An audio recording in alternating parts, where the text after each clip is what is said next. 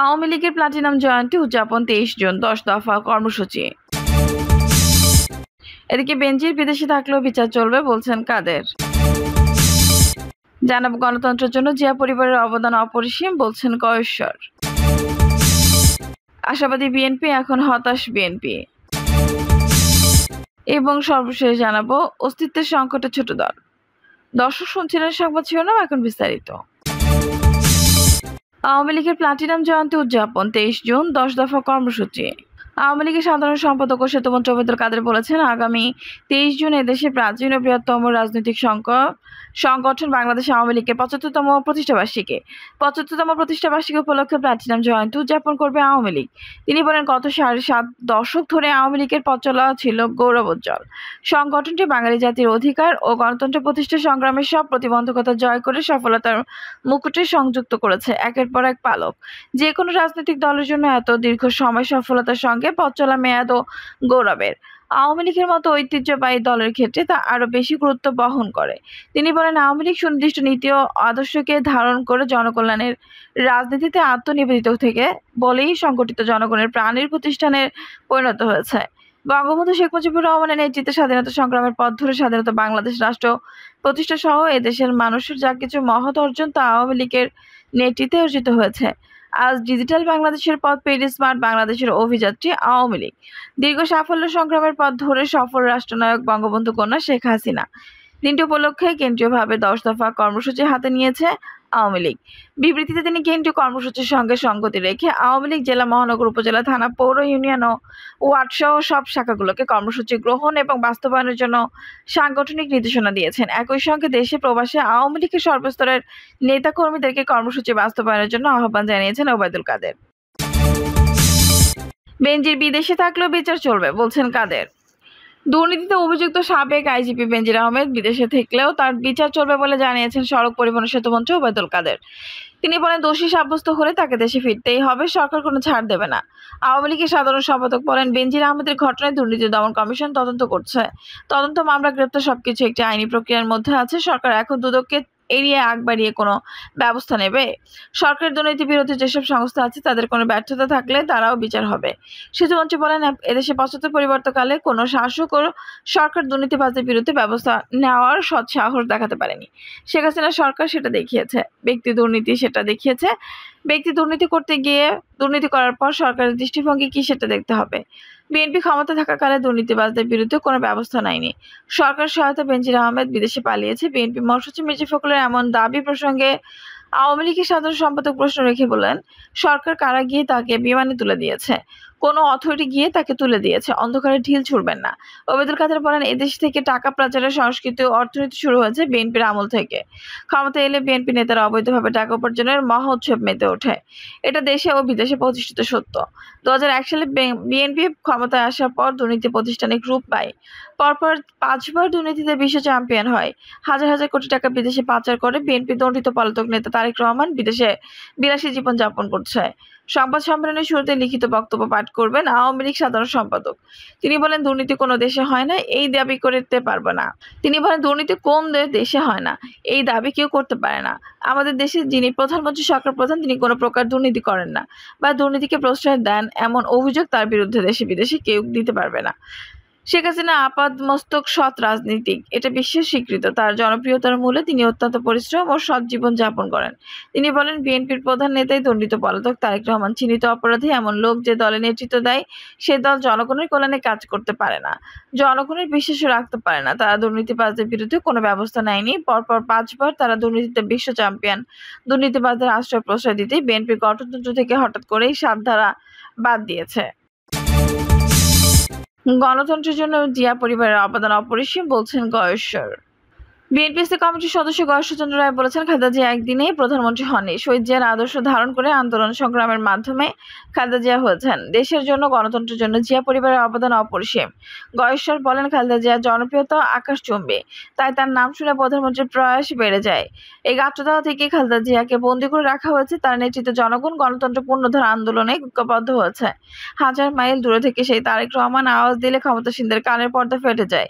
তিনি বলেন, আজ অবৈধ ক্ষমতা ধরে রাখা রাখার জন্য জিয়া পরিবারকে ধ্বংস করার চেষ্টা হচ্ছে। যে জিয়া জনতা, সে জিয়াকে মুছে ফেলা যাবে না। যে বিএনপি জন্ম হয়েছে দেশ ও জনগণের প্রয়োজনে, সেই বিএনপিকে শেষ করা যাবে না। আশাবাদী বিএনপি, এখন হতাশ বিএনপি। বিএনপির মধ্যে এক ধরনের আশাবাদ লক্ষ্য করা যাচ্ছে। আশাবাদ হতাশও বিএনপিকে গ্রাস করে ফেলেছে। হতাশা এবং আশার দোলাচলে দুলছে দীর্ঘ 17 বছরের বেশি ক্ষমতার বাইরে থাকা দলটি। বিএনপির আশাবাদের কারণ হলো ক্ষমতাসীন আওয়ামী লীগের কিছু কর্মকাণ্ড।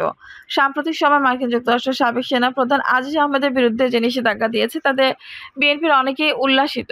বেনজির আহমেদের দুর্নীতির যে বিপুল কাহিনী গণমাধ্যমে এসেছে এবং তার যে এখন বিচার হচ্ছে, এটিও বিএনপির জন্য নতুন ইস্যু এবং এটি নিয়ে তারা মাঠ গরম করার চেষ্টা করছে।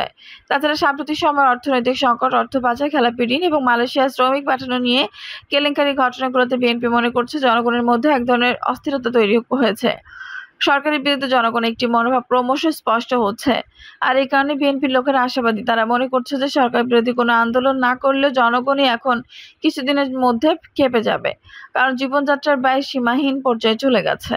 এর মধ্যে দফায় দফায় গ্যাস, বিদ্যুৎ, পানির দাম বাড়ানো হচ্ছে। মানুষ এখন জীবিকা নির্বাহের জন্য হিমশিম খাচ্ছে। এই অবস্থা একটি আন্দোলনের জন্য উপযোগী। বিএনপির একজন নেতা বলেছিলেন যে বিএনপিকে আন্দোলন করতে হবে না, সামনের দিনগুলোতে জনগণই ক্ষুব্ধ হয়ে উঠবে। আর এই কারণে বিএনপির মধ্যে এক ধরনের আশাবাদ অন্য যে কোনো সময় চেয়ে এখন বেশি দেখা যাচ্ছে। তবে বিএনপির নেতারা এটাও স্বীকার করে যে শুধু আশাবাদ দিয়ে হবে না, আন্দোলনকে সংগঠিত করতে হবে এবং সংগঠনের জন্য সঠিক নেতৃত্ব প্রয়োজন সঠিক কর্মসূচি। আর এখানে বিএনপির মধ্যে হতাশা লক্ষ্য করা যাচ্ছে। বিএনপি নেতাদের মধ্যে হতাশার একাধিক কারণ হয়েছে। প্রথমত, বিএনপি যে দেশের বিদ্যমান পরিস্থিতি, এই পরিস্থিতিকে কাজে লাগাতে পারছে না। সেই পরিস্থিতি অনুযায়ী তারা আন্দোলন সংগ্রাম গড়ে তুলতে পারছে না। অথচ এই পরিস্থিতিকে কাজে লাগিয়ে একটি রাজনৈতিক পরিস্থিতি তৈরি করার যে প্রয়োজন তা তারা উপলব্ধি করছেন। বিএনপি নেতারা স্বীকার করেছেন তারা তীব্র নেতৃত্বের সংকটে। এমন নেতারা দায়িত্বে আছেন যারা দেশের বাস্তবতা অনুভব করতে ব্যর্থ। বিএনপি হতাশার দ্বিতীয় কারণ হলো বহু নেতাকর্মী এখন ফেরারি জীবন যাপন করছেন। তারা আত্মগোপনে গেছেন। এই সমস্ত নেতাকর্মীদের পাশে বিএনপির কোনো নেতারা নেই। এমনকি অনেকে আদালতের পয়সা খরচ করতে জমি জামা বিক্রি করছেন বলে অনেকে মনে করছেন। বিএনপির একজন নেতা স্বীকার করেছেন যে অনেক নেতাই বিএনপিতে রাজার হালে চলাফেরা করছেন, কিন্তু বিএনপির কিছু কিছু নেতাকর্মী অর্ধাহারে না খেয়ে যাচ্ছে। এই অবস্থা নতুন কেউ আন্দোলনের জন্য ঝুঁকি নেবে কিনা তা নিয়ে বিএনপির মধ্যে সন্দেহ দেখা দিয়েছে। বিশেষ করে ৭ জানুয়ারি নির্বাচনের পর বিএনপি যে সমস্ত কর্মসূচিগুলো দিয়েছিল সেই সমস্ত কর্মসূচিতে কর্মীদের উপস্থিতি ছিল আরো আগের চেয়ে বেশি। সেই সমস্ত কর্মসূচিতে কর্মীদের উপস্থিতি ছিল আরো আগের চেয়ে কম। বিএনপি নেতারাও স্বীকার করেছেন তাদের হাজার হাজার নেতা কর্মী ফেরারি জীবন যাপন করছেন। আর এই অবস্থা থেকে স্বাভাবিক জীবনে না ফিরিয়ে আনতে পারলে তাদের আন্দোলনের মাঠে পাওয়া কঠিন হয়ে যাবে। বিএনপির মধ্যে হতাশার আরো একটি কারণ রয়েছে, তা হলো নেতৃত্ব শূন্যতা। বিএনপির বিভিন্ন পর্যায়ে শতাধিক শূন্যপদ রয়েছে, এগুলো পূরণ করা হচ্ছে না।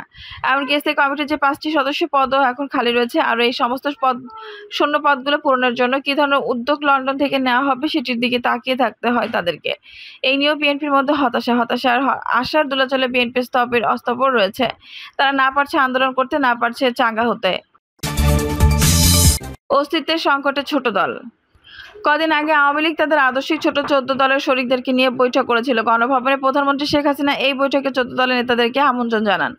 এই বৈঠকে 14 দলের নেতারা আওয়ামী লীগের উপেক্ষা অবহেলার ব্যাপারে মুখ খুলেন এবং অনেক আবেগ ঘন অভিমানের কথা বলেছিলেন। সকলে ধারণা করেছিল এরপর 14 দল সক্রিয় হবে এবং 14 দলকে আওয়ামী লীগে গুরুত্ব দেবে, কিন্তু ওই বৈঠক হয়ে যাওয়ার বেশ কয়েকদিন পরও এখন পর্যন্ত 14 দলের নতুন কোনো পদক্ষেপ হয়নি।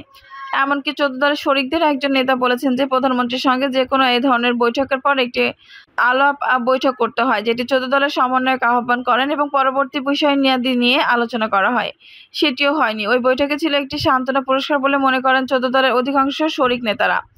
এরকম আরো 14 দলের খোঁজ খবর নিচ্ছেন না আওয়ামী লীগ, ফলে 14 দলের এখন আপাঙ্ক্তেয় অবহেলায়। 14 দলের শরিকদের মধ্যে অধিকাংশ দলগুলি ক্ষয়িষ্ণু। আওয়ামী লীগের ছায়ায় তারা বেঁচে আছে, কিন্তু আওয়ামী লীগের ছায়া এখন নেই। এজন্য এই দলগুলো অস্তিত্বের সংকটে ভুগছে। 14 দলের ছোট ছোট দলগুলোর মধ্যে ক্ষোভ, কোন্দল, বিভক্তি প্রকাশের রূপ ধারণ করেছে। এই দলগুলোতে কর্মীদের মধ্যে হতাশা। তারা কেউ আওয়ামী লীগে চলে যাচ্ছে, কেউ আবার রাজনীতি ছেড়ে দিয়ে অন্য কাজে মনোযোগী হচ্ছে।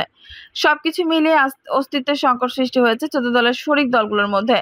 আবার 14 দলের বাইরে যে রাজনৈতিক দলগুলো রয়েছে সেগুলোতে অস্তিত্বের সংকট দেখা দিয়েছে। 14 দলের বাইরের রাজনৈতিক দলগুলোর একটা বড় অংশকে নিয়ে বিএনপি রীতিমতো নাটক করছে। নির্বাচনের আগে থেকেই তাদের মূল্য ঝুলিয়ে রেখেছে বিএনপি। তাদের সাথে যুগপৎ আন্দোলনের করা ঘোষণা দেওয়া হয়েছে। হয়েছিল, কিন্তু শেষ পর্যন্তই সেই আন্দোলন কিছুই হয়নি। নির্বাচনের পরে নতুন করে আন্দোলন সংগঠিত করার জন্য বিএনপির পক্ষ থেকে উদ্যোগ নেওয়া হয়, আবার রাজনৈতিক দলগুলোর সঙ্গে যোগাযোগ করা হয়। এই যোগাযোগের কোনো ইতিবাচক ফলাফল দেখা যায়নি। 14 দলের শরিক দলগুলোর মধ্যে কল্যাণ পার্টি ইতিমধ্যে আওয়ামী লীগে চলে গেছে এবং সেই দলটি এক নেতার এক দলীয় হিসাবে কোনো রকম টিকে আছে। বাকি দলগুলোর মধ্যে জেএসডি, নাগরিক ঐক্য, গণসংহতি সংঘ এবং রাজনৈতিক দলগুলো এখন নিব আর বিএনপির দিকে তাকিয়ে আছে। বিএনপি কর্মসূচি হলে তারা কিছু লোকজনক জড়ো করতে পারে, বাকি সময় তাদের অফিস তালাবদ্ধ থাকে। এই দলগুলো অস্তিত্বের সংকটে এবং এদের ভবিষ্যৎ কি হবে তা তারা নিজেরাও জানে না। এই সমস্তর মধ্যে রাজনৈতিক দলগুলোর মধ্যে হতাশা ছড়িয়ে পড়েছে এবং তারা বিএনপির অবহেলার জন্য ক্ষুব্ধ। আওয়ামী লীগ, বিএনপি, জাতীয় পার্টি এবং জামায়াত ছাড়া বাংলাদেশের রাজনীতি ক্রিয়াশীল যে বাম এবং গণতান্ত্রিক রাজনৈতিক দলগুলো ছিল, সেই দলগুলো ক্রমশ ম্লান এবং বিলীন প্রায় হয়ে যাচ্ছে। সামনে এই অবস্থা যদি চলতে থাকে, আওয়ামী লীগ এবং বিএনপি দুটি দলের কেউই যদি শেষ পর্যন্ত ছোট ছোট দলগুলোকে ছায়া না দেয়, তাহলে কালের গর্ভে দলগুলো বিলীন হয়ে যাবে বলেও অনেকে মনে করেন। ফলে রাজনীতিতে একটি নতুন শূন্যতার সৃষ্টি হবে, সেখান থেকে উগ্র মৌলবাদের উত্থান ঘটতে পারে বলে অনেকের আশঙ্কা। দর্শক, এই ছিল এখনকার সর্বশেষ সংবাদ। নিউজটি ভালো লাগলে অবশ্যই একটা লাইক দিন, কমেন্টে আপনার মূল্যবান মতামত জানান। সবসময় আমাদের পাশে থাকতে সাবস্ক্রাইব করে বেল বাটনটি অন করে রাখুন। ধন্যবাদ।